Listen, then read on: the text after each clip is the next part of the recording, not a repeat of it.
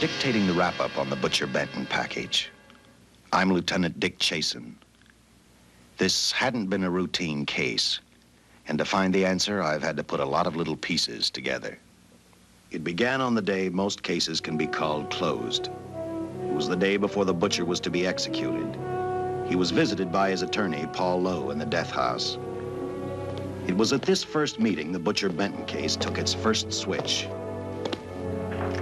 Well, that's it, Butcher. The evidence against you was so strong, the governor turned down your appeal. You're a rotten liar, Lowe. You started railroading me from the beginning of the trial. And now you're still trying to throw me curves. Look, I don't blame you for being edgy, but get this straight. I didn't double-cross you. I never worked harder for a client. You mean you never worked harder for a client to get him sentenced? You're a fool, Butcher. If you hadn't tried to double-cross Squeemy Ellis and Joe Marcelli, they wouldn't have turned state's evidence against you. But you had to get greedy. You wanted to keep the whole $600,000 for yourself. Well, the boys got sore, and I don't blame them.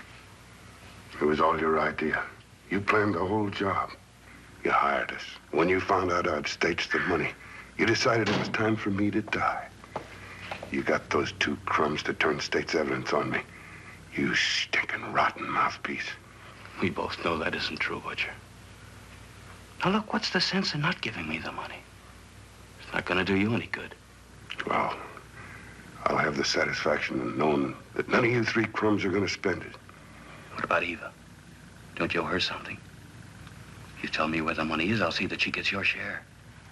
I've got a different idea. I'm going to kill you and Squeemy and Joe. Then I'll take care of Eva myself. You thick-headed ape, you're going to die tomorrow. Remember what I said. I'm going to get you, all three of you. Even for you, Butcher, that'd be quite a trick.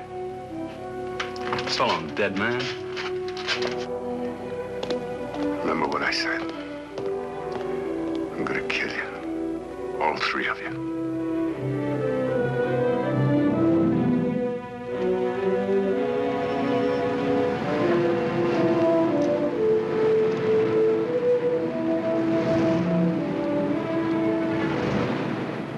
Back in Los Angeles, two men sat in a bar room listening to a newscaster tell his headline story. He played up big the butcher's threat to kill Paul Lowe, Squeemy Ellis, and Joe Marcelli for their having turned state's evidence against him. Squeemy Ellis didn't seem happy over the butcher's threat. Neither did Joe Marcelli. But they had figured, once a dead man, always a dead man. But this was one time everyone was in for a surprise, including the entire police department.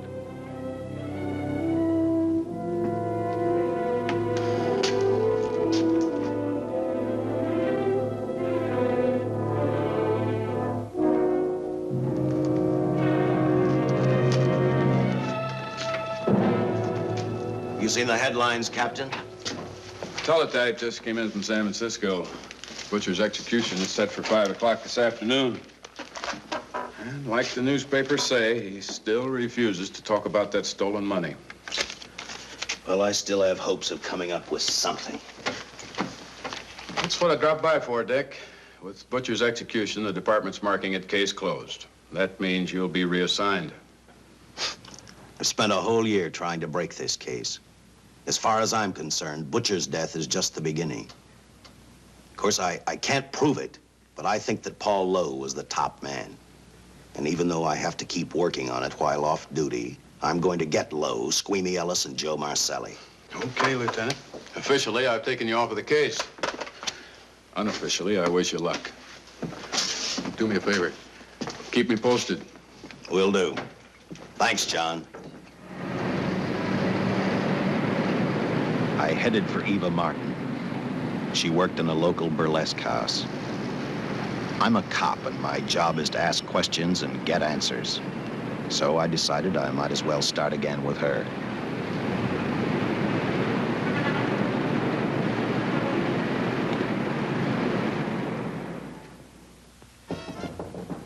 Come in. Oh. What do you want? I'd like to talk to you. Talk? You're a cop, aren't you? That's a good question. I can't even find a 3-ton armored car, let alone the $600,000, and I've been on the case a year. I've told you, and I've told you, and I've told you. I don't know anything about the money. I never did. Benton's gonna be dead in a little while. I thought it might make a difference. I never knew anything about the money. Call me dumb.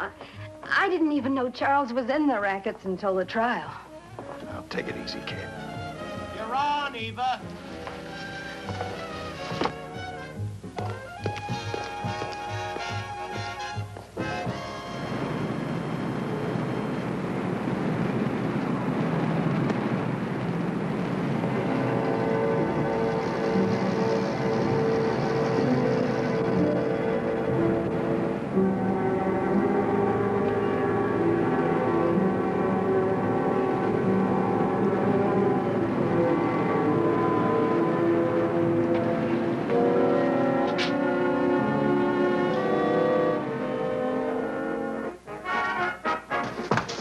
Honey, here's your wrap.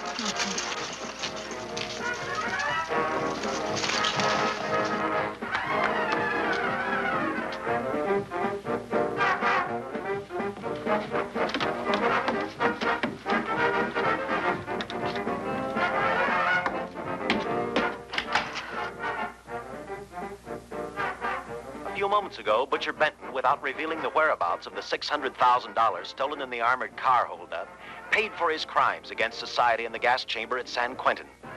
Now for a look at the international scene. Today... Come on, baby. Don't waste tears on Benton. I feel so badly about Charles. If I'd known, maybe I could have done something. How about a drink? We could both use one. An artist can't drink while she's working, Paul. Boy, see.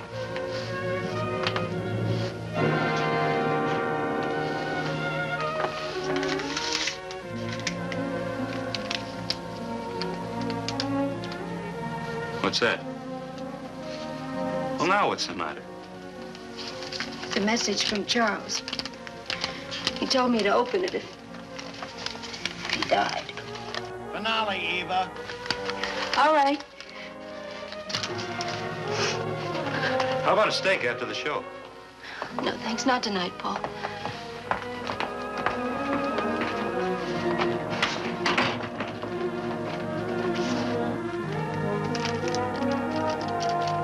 I didn't find out until much later, but Paul Lowe, in opening the letter the butcher had given Eva, found a map outlining a section of the city sewer system, and clearly identified was the spot where the butcher had hidden the stolen payroll. He replaced it with a $50 bill. I guess he figured $50 to gain $600,000 was not a bad day's work.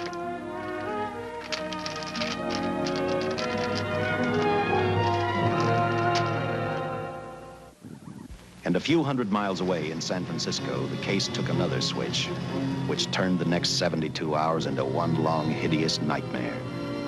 Dr. Bradshaw, a distinguished biochemist, was making preparations for a final experiment which he hoped would lead the way to a cure for cancer.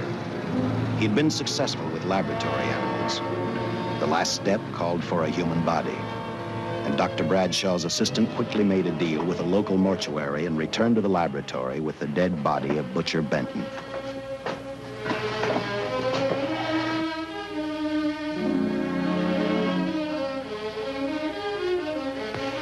You made good time. Well, I didn't waste any. Any trouble? No, I just handed the money over and moved the body into your station wagon. That was that. Good. Get a syringe.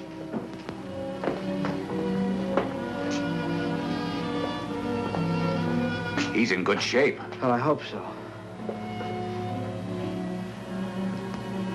We'll get other blood samples later. We'll run this one through fast. Right. Now wheel him into the machine and then raise him. Right.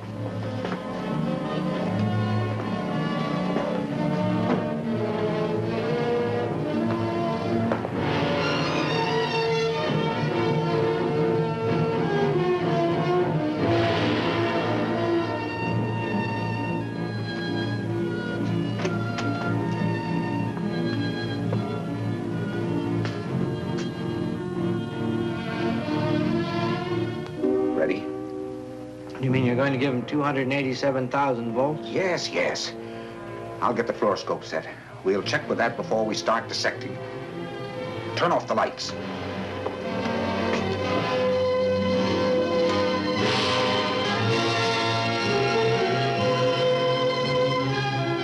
There you are, old boy. If you respond properly and my theory is sound, you'll be more famous dead than alive. Throw the switch.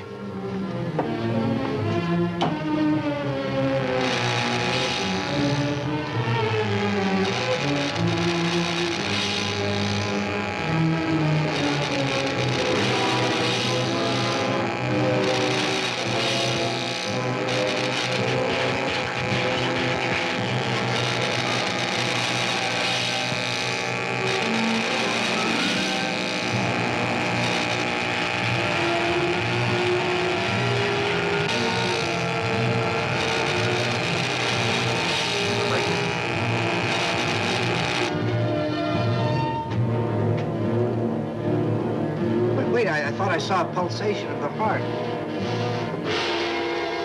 You're right. Dr. Bradshaw is beginning to breathe. You've brought this man back to life. No. The heart muscle has simply responded to a terrific electrical shock, that's all. Yes, but it does prove that the cells still function. Dr. Bradshaw, he is alive. A shock reaction, it can't last. His cells are multiplying now, if your theory is right. We could keep that reaction going longer. But it's worth a try. Get the body out.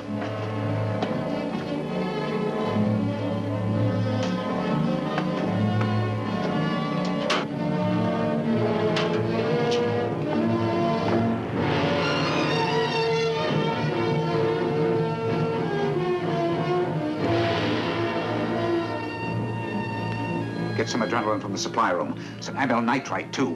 Hurry, hurry.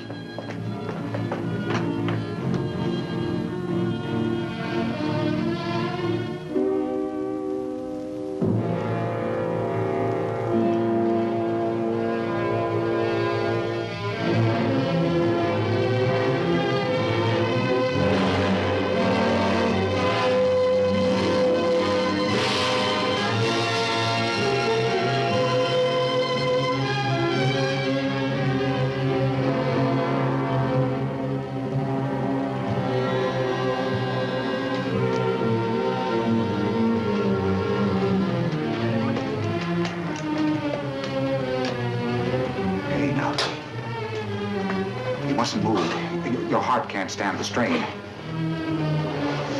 Now, you must lie still. Please, please. Easy now. Easy. Easy. You must lie. Easy, please.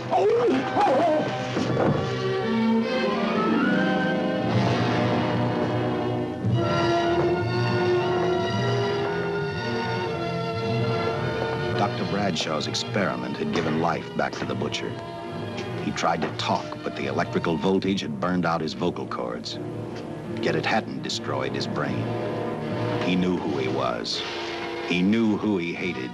As he stumbled about the room, I think he thought only about one: kill Lowe, Squeemy, and Joe Marcelli. The tremendous electrical voltage that Dr. Bradshaw had given the butcher had increased his cellular structure to the point where he was no longer a man. Dr. Bradshaw's experiment had created a vicious, brutal animal with an almost inconceivable amount of strength. Dr. Bradshaw must have believed the butcher's regained life would last for only a few minutes. Therefore, instead of calling for help, the doctor decided to handle his creation alone. Now, easy, Benton. Just relax. I'm a doctor.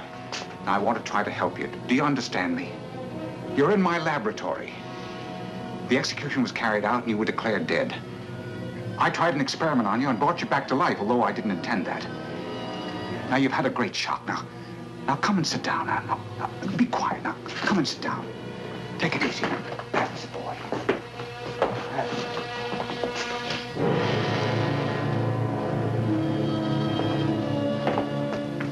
Careful. His reactions are violent. How do you explain this? Each cell must have multiplied 100 times, perhaps thousands. His strength is unbelievable. No, it's too late for the amyl nitrite. I want to get some blood samples, make some tests on him, find out what's happened. Get me a syringe.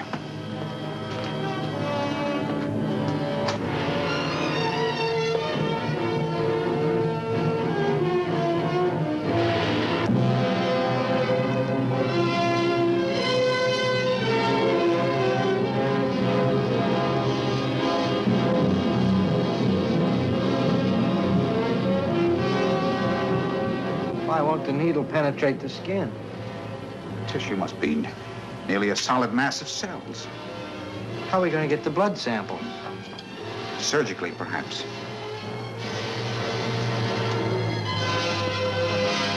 Now, easy, man. Take it easy. You can't leave here now. I'm responsible for your being alive.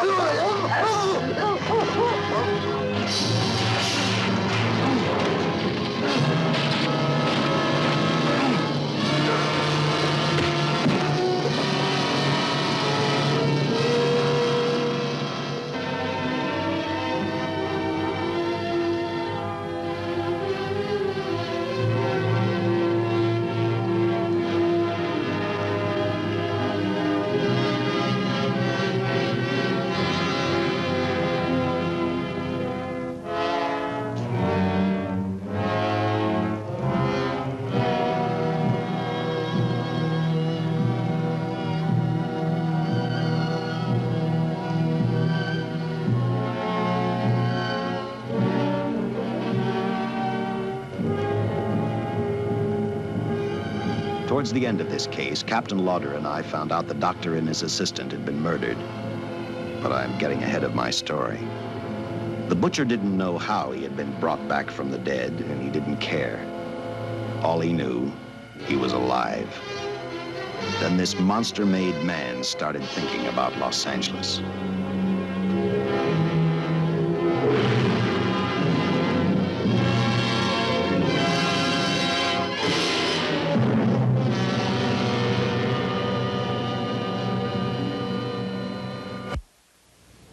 On that very night back in Los Angeles, I decided to stop playing detective for a little while. I went to the burlesque house to ask Eva to have dinner with me.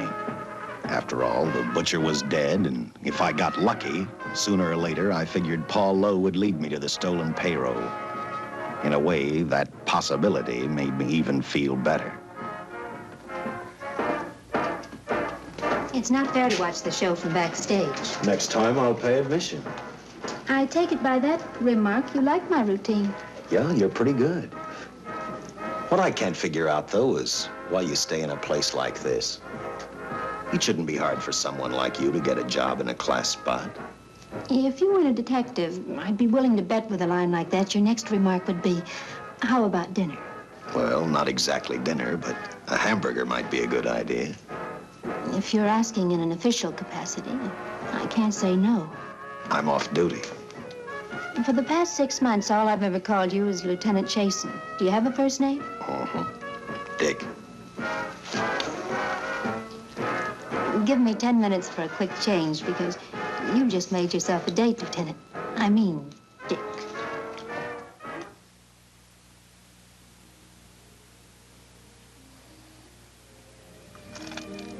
You know something, Dick?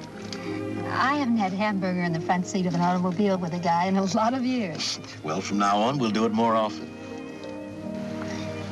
It's funny. I always figured a policeman wasn't really a human being. I mean, unless he was arresting someone or trying to solve a case, he was unhappy. Shows you how wrong you are. In fact, everyone on the force gets fed up occasionally with the job they do. Maybe we're more human than anyone else. We see so much trouble, we get to hate the word. But as long as the world's filled with people, there'll have to be men who enforce the laws. What made you join the department? Now who's making with the questions? No, honest, I'd like to know. Well, it's really a very short story. When I got out of the Air Corps, I knocked around for a while. Well, I went to work for an oil company. One day, I went back to college on the GI Bill. Just before graduation, I noticed all about the police department exams. Seemed a pretty good thing to do with your life, so I took the exams, passed, then went on from there. If I ask one more question, will you give me a straight answer? Try me. Am I still part of the Charles Benton investigation? I mean, right now. I don't think so. As far as the department's concerned, when Benton was executed, the case was marked closed. But inside of me, that's not good enough. I don't follow you. Well, the $600,000 is still missing. And a fast-talking underworld lawyer like Paul Lowe is walking around a free man. Someday, no matter how long it takes, I'll get him and the money. Until I do, the Benton case for me is not closed. I give you my word, Dick. Charles Benton never told me anything about the money. Oh, I've been sure of that for a long time. But how did you ever get mixed up with anyone like the butcher? As trouble ever started, just happened. I had a roommate who used to date Benton all the time.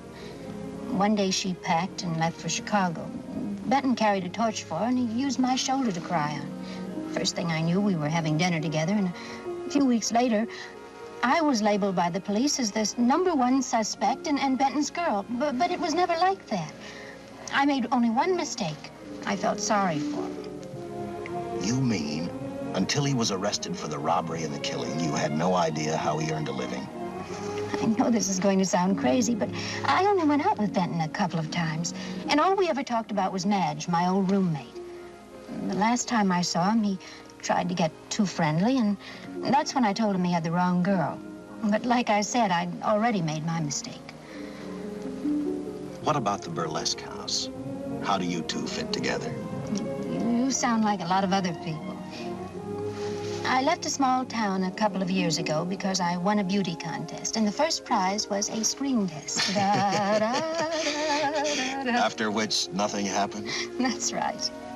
Only it was pretty rough. And then one day I read an ad about girls wanted for a burlesque show. I auditioned and I got the job.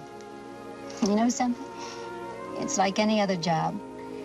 If you're looking for trouble, you can find it even in a schoolroom. Well, when the screen test didn't work out, though, why didn't you go on home? Well, first you have to have a home to go back to. My folks are dead, so Los Angeles was as good as any place else. I don't know about you, but I do 8 shows a day, and at this hour, I'm bushed. I know what you mean. Mind if I drive you home? No. And I'll tell you something else. I haven't minded anything about tonight. Not even the hamburger. I kept playing tag with Lowe. He made 4 telephone calls. 3 of them didn't interest me, but one did. The one to Joe Marcelli. I watched Joe head for his meeting with Lowe, and for some unknown reason, I began to get the feeling that this case was finally about to explode in my favor. You see what I mean? Well, look at that, will you? I seen him stagger on 2 legs, but he's doing it on 4. Shut up, you flea bag. Well, look who's calling names. At least I ain't a squealer, a stoolie. I warned you before. All right, Harry, that's enough. I'll take care of him. I want to talk to him. Okay, Mr. Lowe. With any future business you've got with this psycho, take care of it upstairs in your office. If you keep showing around here, sooner or later he's going to get slugged, cripple or no cripple. All right, shut up, Joe. Sit down.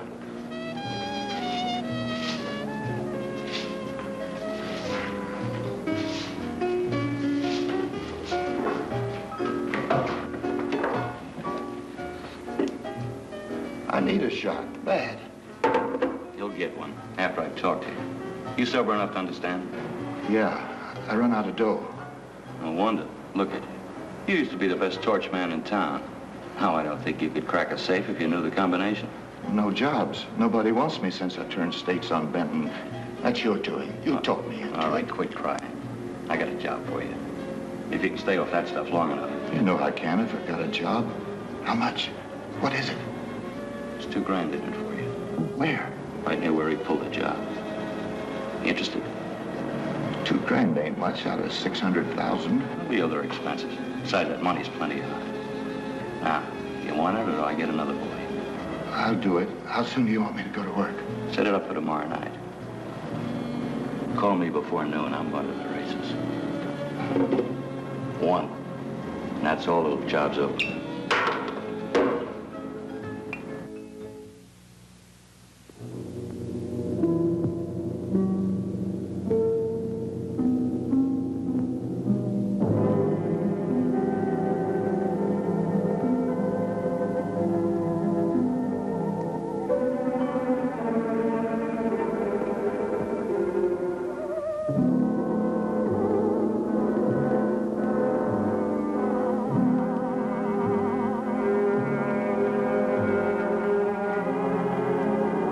Butcher was walking slowly toward Los Angeles.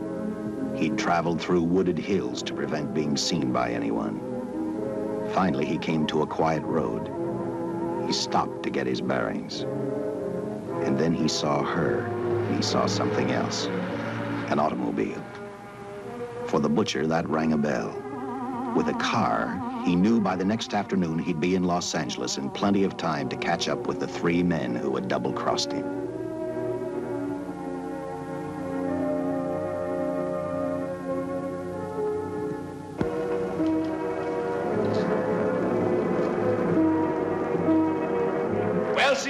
Gentleman to be helping strangers in distress. I hope you don't mind me using the babe here as bait. Quite a dish, isn't she? But that's what she gets paid for. Bait, that is. Yes, sir. She's a real shaker artist in my outfit. Carnival man myself. Just call me Connie. Yeah. Well, friend, we're in a little bit of difficulty here. Got a flat tire, brand new car, no tools in the back. Why, some of these dealers make my carnival grifters look like babes in the woods.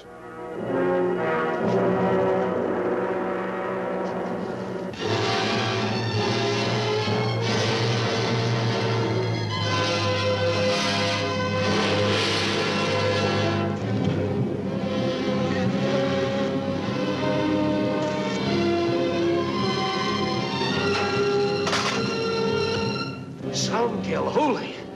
Say, who you with, Fred? Let it down. Let it down. No matter who you with, friend, believe me, I can do better for both of us. I'll make a fortune for the both of us. Oh!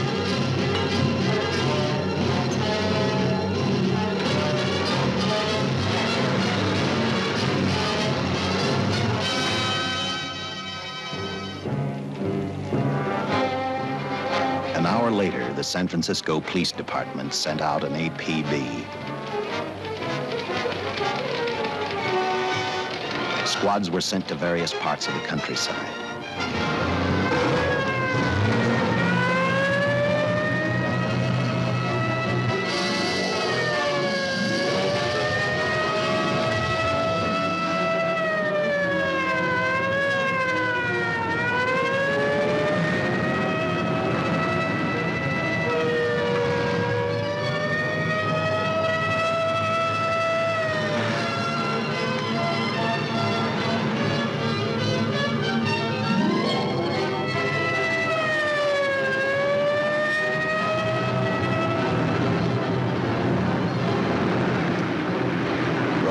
Were thrown up to catch the cold-blooded killer the hysterical girl had described. Each squad kept reporting back to Central Headquarters, and each of their stories was the same.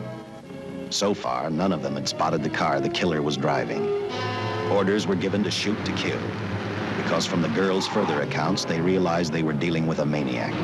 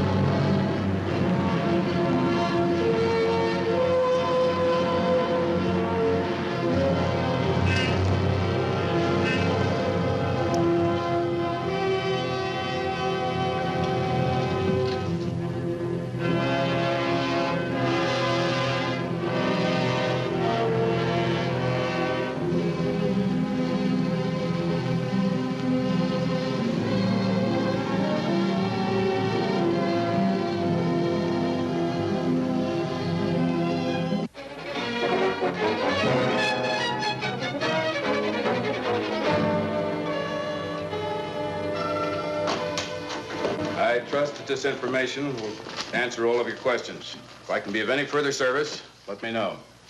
Sincerely, J.I. Lauder, Captain Police, L.A. Here's another all points from CHP, Captain.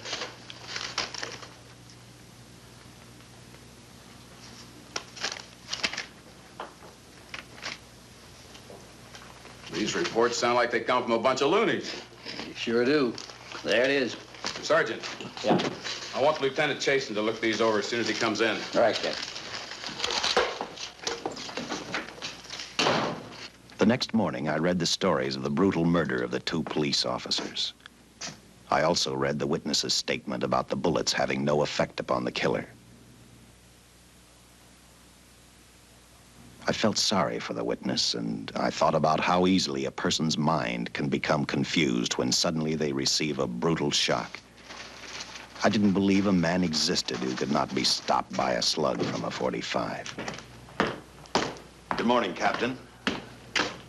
You and the rest of the force are going on 24-hour duty. Seen the headlines? You mean this guy that's running amok up north? Yeah, the latest report, he's killed 2 police officers. Made a getaway in a green coupe heading south. I've got a hunch this killer's gonna be our baby. He could be in town right now. Yeah. You better get started, Lieutenant. Okay. Any new leads on that holdup money? I think the girl can probably be counted out. If any of the others are wise, they're keeping mighty quiet. Well, let it ride for now.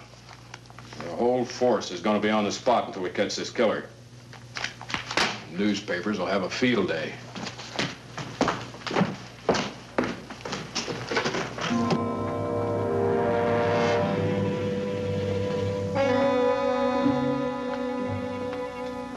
We were wrong about 2 things. The killer was already in our city, and we didn't know he was Butcher Benton. He headed straight for Eva Martin. He went to her dressing room to get back the map he had left in the envelope with her. He wanted first to check his money, then catch up with Lowe and the others.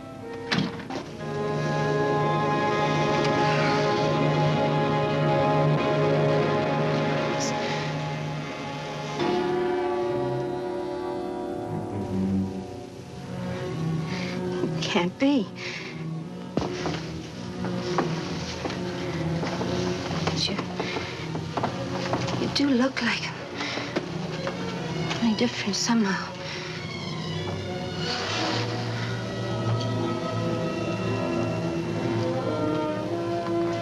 It is you. Why didn't somebody tell me?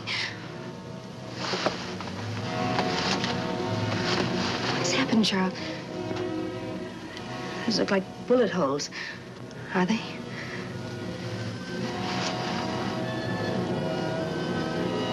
There isn't even a mark.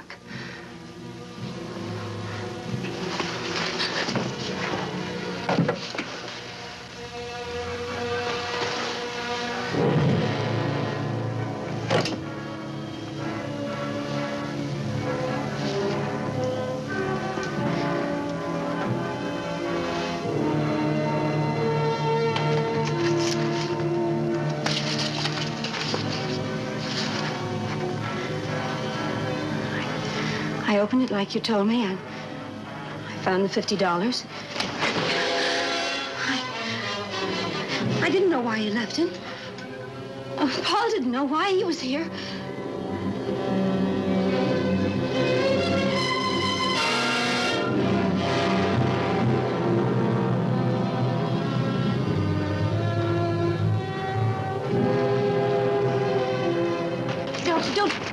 Don't play crazy.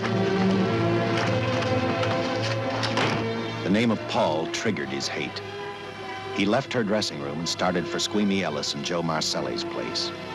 Because he knew, with them out of the way, Paul Lowe couldn't open the strong box where the money was hidden. He thought of Squeemy and Joe first. He was saving Paul Lowe for last.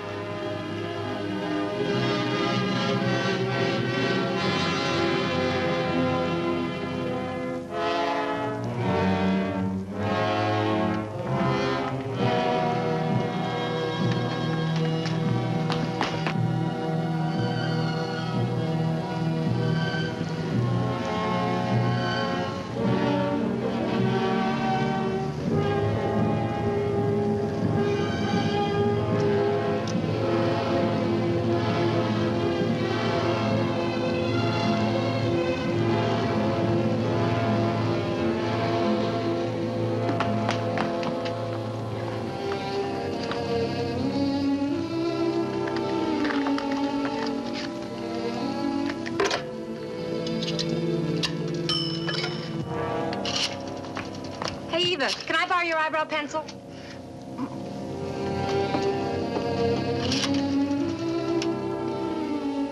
Operator, get me police headquarters. Lieutenant Chason, please. When do you expect him? Well, tell him Charles Benton is alive, and even bullets can't stop him. I'm not crazy. Just say a friend of Charles, he'll know.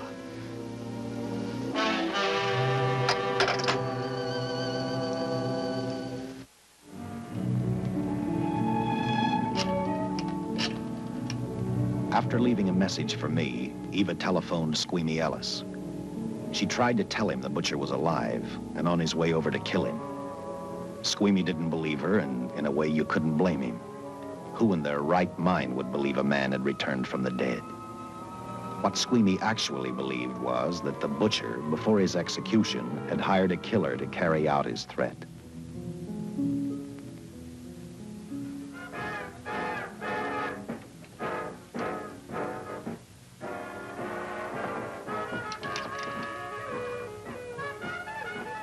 You sick? What? You don't look so good to me. 10 minutes, Eva. All right. Say, Eva, I could take over the matinee trick for you. What? It's easy. Look, Eva, I can do it. Scabba-doo-doo-doo. Oh, Francine, I just thought of something. Yeah? Eva agreed to let Francine do the show. She hoped she'd be able to interrupt the butcher before he arrived at Squeamy's hotel. Or, failing that, at least be able to warn him to stay out of sight. You wanted me, Captain? Yeah, I just had a rundown on those fingerprints of the stolen car up north. We got nothing on the driver who was killed or the woman with him. Take a good look at these. There's something funny about these. Yeah. And the boys in the lab can't figure it out either. Those are the killers. They were found on the steering wheel. Looked like they'd been stamped in with a steel die. They sure do. These are Butcher Benton's. What? Well, they look the same to me. How do the lab boys explain that? They don't. Their best guess is a twin brother. An identical twin could have the same pattern of whorls with only slight variations. Ever hear of the butcher having a twin brother? No. Even if he did, it wouldn't explain these freak prints. You didn't pick up your message, Lieutenant. Some wacky dame calls you. And she says Charles Benton is alive, and bullets won't stop him. If we buy the twin theory. Who was she? Where'd she see him? Well, she wouldn't leave her name. Sounded kind of hysterical to me. Said she was a friend of the butcher's. Eva Martin. Get over at the Follies and see what that girl knows. Yeah. Some guys have all the luck. I never drew an assignment to the Follies.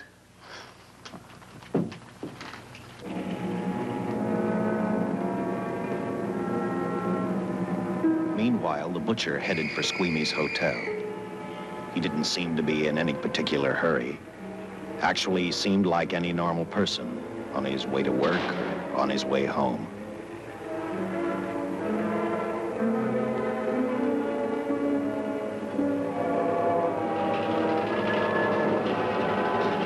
He rode up Angel's Flight, arrived at the top, scanned the hotel building, and then noticed the only exit from Squeamy's apartment, a fire escape.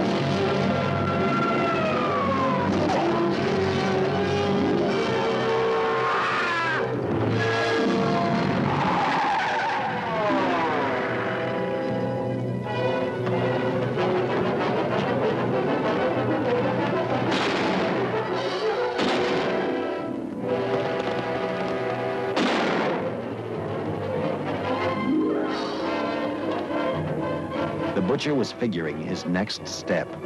And as he looked at the dead cop, he thought about Paul Lowe, the next man on his list. Seen Joe Marcelli? Not since last night when I told him I didn't want him around here no more. Give me a shot.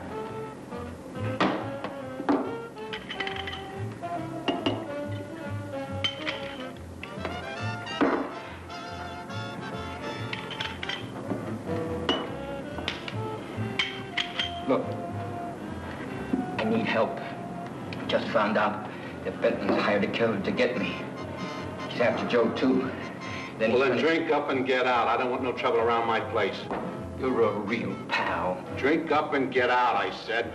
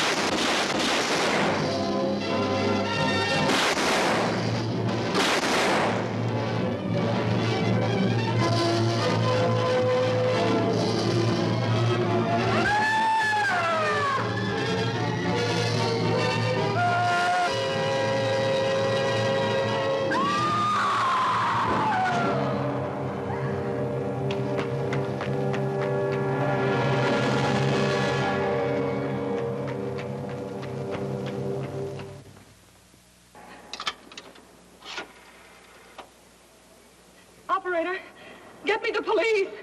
Police! Yes!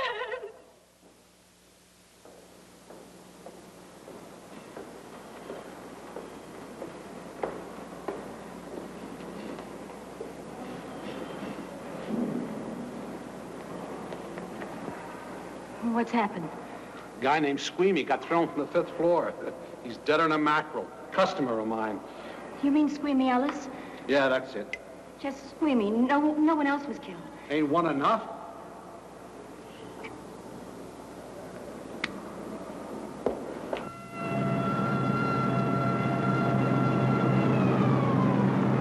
I tell you, the bullets never even phased him. He must have been wearing a bulletproof vest. God help us when the papers get a hold of this. Keep an officer on duty here till you hear from me. We'll get a stakeout on Joe Marcelli. I'd like to talk to Joe. Lauder, I'm going to call San Quentin. Suppose Benton is alive. Every available man's been put on the case now. Yes, sir. All right. All right. Anything new? Report on Dr. Bradshaw, owner of the station wagon. The San Francisco police located his laboratory in the basement of an electrical power receiving station. Bradshaw, what's he know? He's dead. And another man, too, his assistant.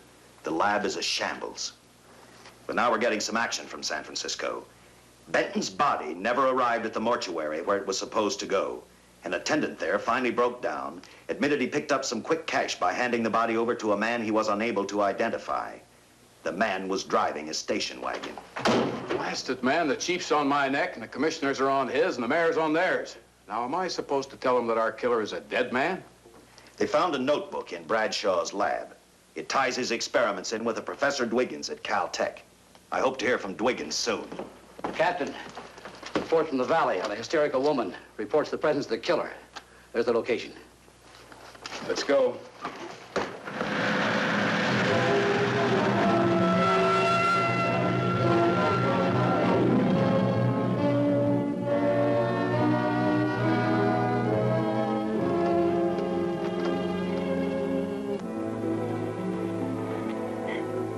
You and your boyfriend had a little fight, and he got out of the car to take a walk.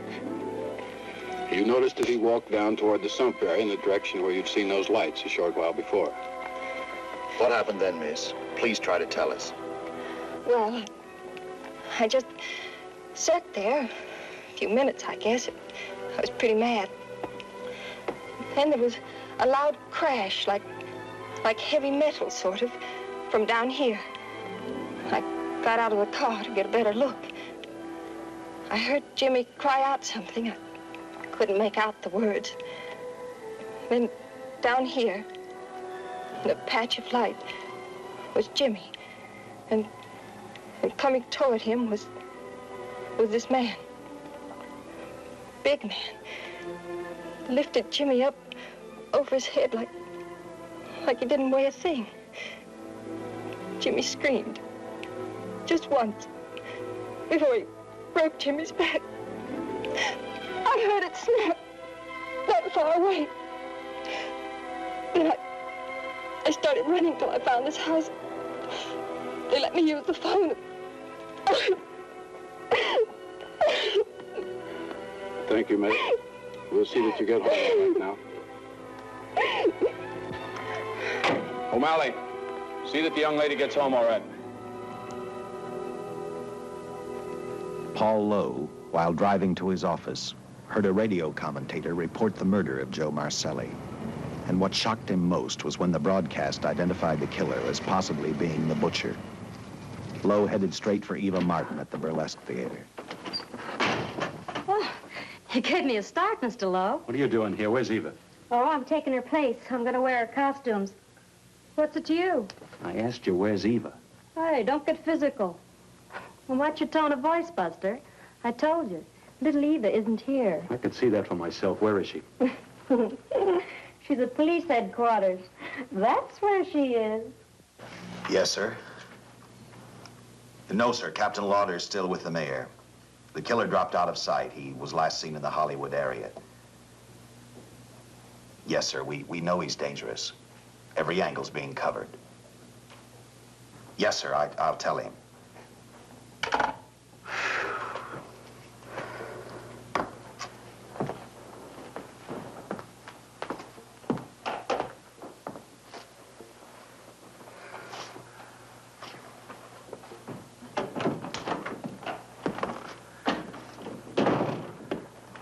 Here, see how these fit. Low heels. I'm sorry. It's the best our wardrobe department can afford. Any idea how soon the captain will be back? Now, look, I'm going to see the captain. I'll have to wait here all night. Paul. Paul, Charles killed Squeemy and Joe. Joe, too? Benton? He's alive. I saw him, but nobody will believe me. I'm checking it. My guess is whoever killed them is on the trail of the money, Lowe. Now, maybe you'd better start talking if you know anything about it. I don't know anything. Did the butcher have a brother? No, no brother. It was Charles. I saw the tattoo on his arm. Look, I demand police protection. Where's the money, Lowe? You heard me. I demand protection. I know my rights. We put stakeouts on your office and home. Well, that's not enough. It's enough as far as we're concerned.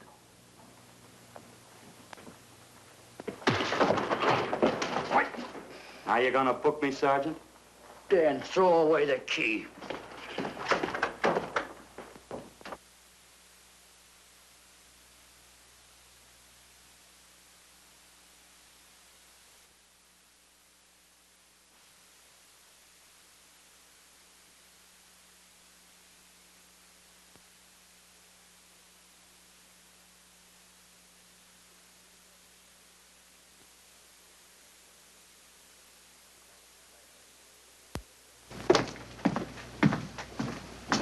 Thank you.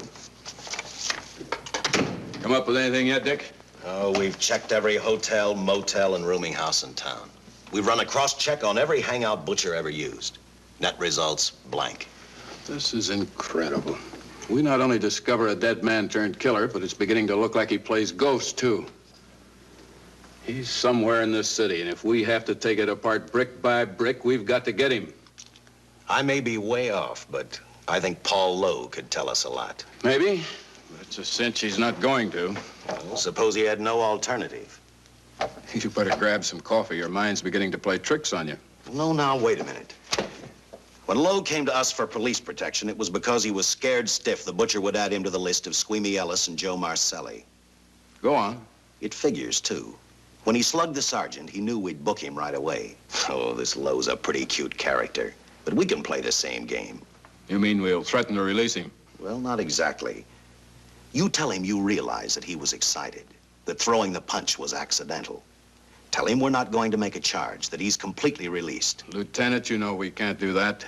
Lowell made his first mistake when he hit the sergeant, and that'll get him a year. As far as the department's concerned, at least it's a small victory. If my hunch is right, Lowe won't want to be on the streets with the Butcher looking for him. And he may talk, and talk a lot. Enough maybe for us to get rid of him permanently. Even lead us to the Butcher. If he's frightened enough, that might work. But if it doesn't... No, Dick, I'm not going to release him. I want him out of my way so bad I can taste it, but not bad enough to be responsible for getting him killed. The good thing about that, Captain, is the fact we know it, but Lowe doesn't. Let's give it a try. All right, Lowe. Come on out. I think you'll find everything in there. You're free to go, Mr. Lowell. Wait a minute. Who do you think you're kidding? You arrested me for assaulting an officer. Court, I'll plead guilty. With luck, I might get off with 6 months. For a lawyer, you're forgetting a very important point. If no charge is made, there's no trial. It was a tough day for everyone. We figured your nerves were on edge, and when you threw the punch, you didn't know what you were doing. I've squared everything with the sergeant. It's all over, all forgotten. Yeah? Why'd you bring a stenographer?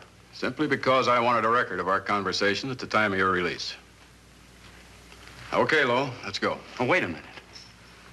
Once out on those streets and I'm a dead man. You let me go, you'll be responsible for murder.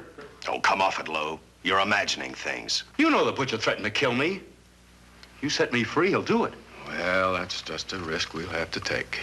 But the way I look at it, Mr. Lowell, you'll be okay. Look, Captain, I'll make a deal with you. You keep me here, and I'll tell you how to recover the money. Maybe even catch the Butcher. No deals, Lowell. You'd probably tell us anything just to stall for time.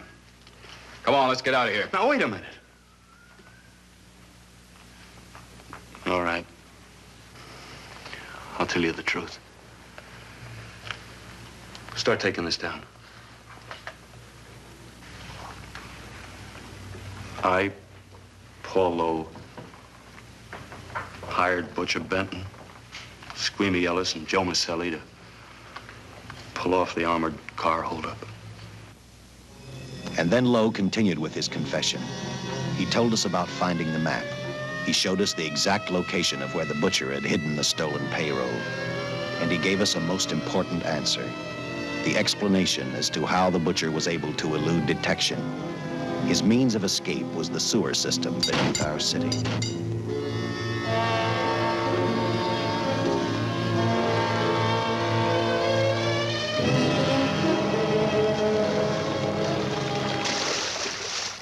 The department went to work fast. Every police squad in the city was detailed to cover a specific area. Every entrance and exit to the Los Angeles city sewer system of 700 miles was covered. Captain Lauder and I, along with several other squads, headed for the entrance where, according to the map, Butcher had hidden the money. Our job was to stop him, and that made me think of one specific question. When we found him, could this monster be stopped? I, for one, wasn't sure.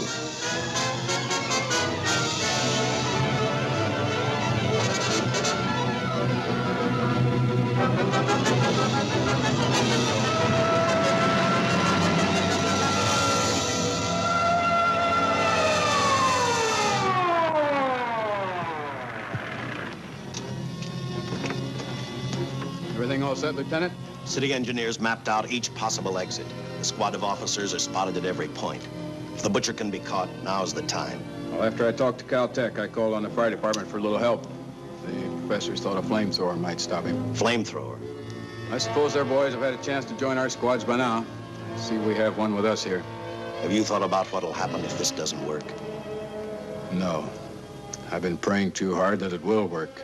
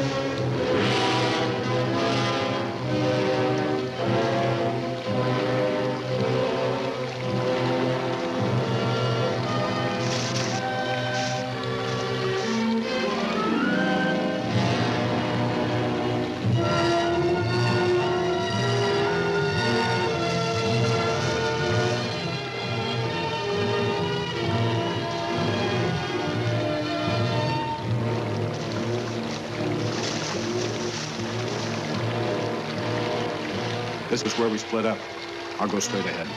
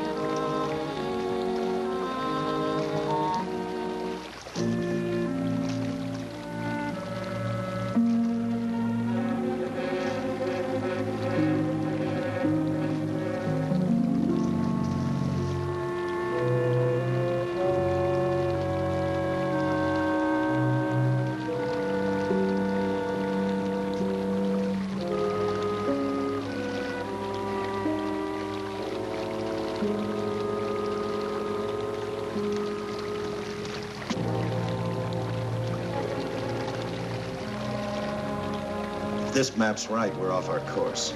We'll have to backtrack.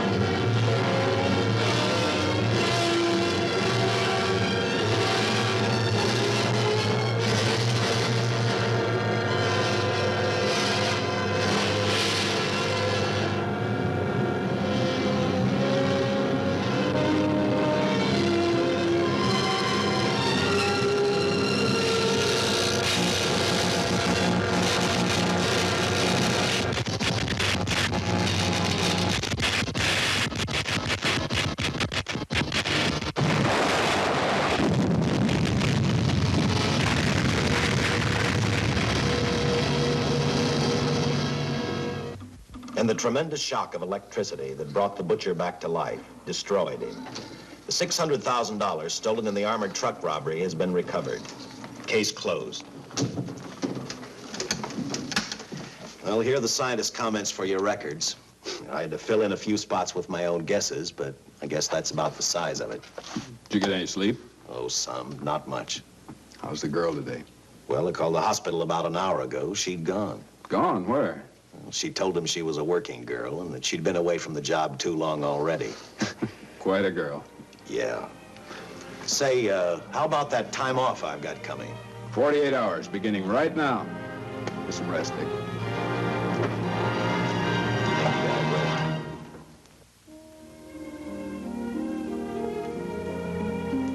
You know something, Dick? The past 72 hours seem like a bad dream. That rest in the hospital today really gave me a new lease on life.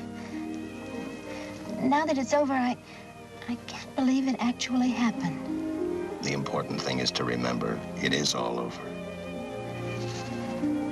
I suppose you'll be assigned to another case. Now, I'll have to give up hamburgers in the front seat of the car for steaks in a restaurant. No. I've thought about that. In fact, I decided to do something about it. I started by talking the captain into a short holiday, and just about an hour ago, I got you fired.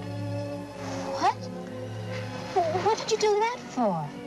I figured that being my wife would take up all of your time. Even if I wanted to say no, I couldn't. You're not supposed to say no to a detective. I figured that, too.